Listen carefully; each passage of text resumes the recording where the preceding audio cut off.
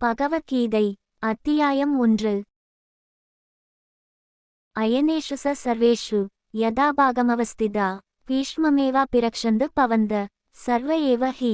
விளக்கம்: எல்லோரும் தங்களது படைப்பிரிவிலிருந்தபடி சேனையின் தலைவர் பீஷ்மரை பின்பற்றுமாறு கேட்டுக்கொள்கிறேன் என துரியோதனன் கூறினான்.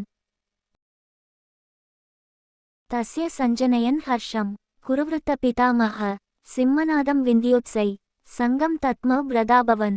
விளக்கம்: மிகவும் அனுபவமும் ஆற்றலும் வாய்ந்த குருவம்சத்தில் அதிக வயதை எட்டிய பாட்டனார் பீஷ்மர் துரியோதனனுக்கு உற்சாகம் அளிக்கும் வகையில் சிங்கம் கர்ஜிப்பது போல தனது சங்கை முழங்கினார்.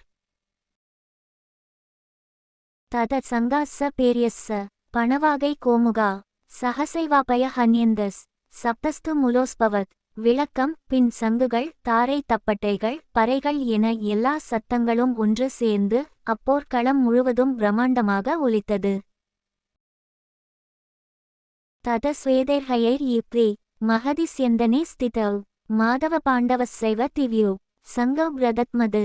விளக்கம்: களத்தில் மறுபக்கம் அழகிய வெள்ளை குதிரைகளால் இயக்கப்பட்ட தேரில் இருந்த பகவான் ஸ்ரீகிருஷ்ணரும் அர்ஜுனனும் தங்களது திவ்ய சங்குகளை முழங்கினர்.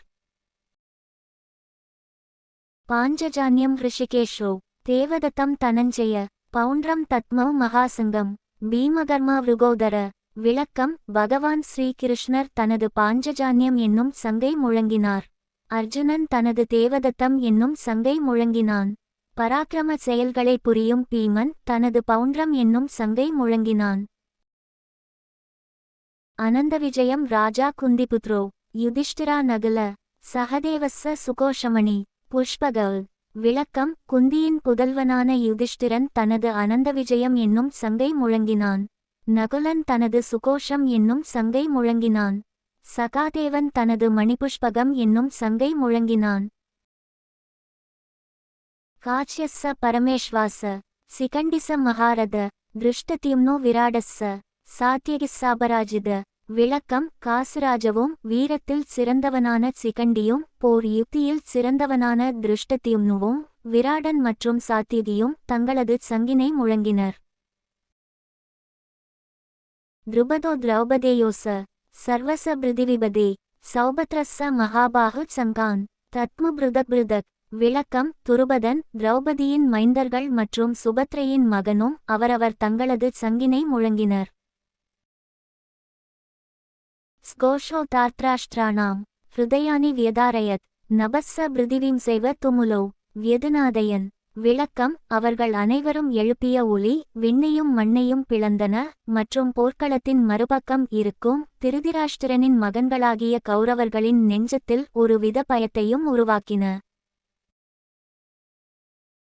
அத வியவஸ்திதான் திருஷ்ட்வா தார்த்ராஷ்டிரான் கபித்வஜ பிரவருத்தே சஸ்திரசம்பாதே தனுருத்யம்ய பாண்டவ ஹிருஷிகேசம் ததா வாக்கிய மிதமா மஹிபதே. விளக்கம்: ஹனுமரின் கொடியை தாங்கிய தேரில் இருந்தபடி தனது வில்லை போரின் மறுபக்கம் இருந்த திருதிராஷ்டிரனின் மகன்களை நோக்கி அம்பினை எய்தத் தயாராக இருந்தான் அர்ஜுனன். பின் அர்ஜுனன் இந்த வார்த்தைகளை கிருஷ்ணரிடம் கூறினான்.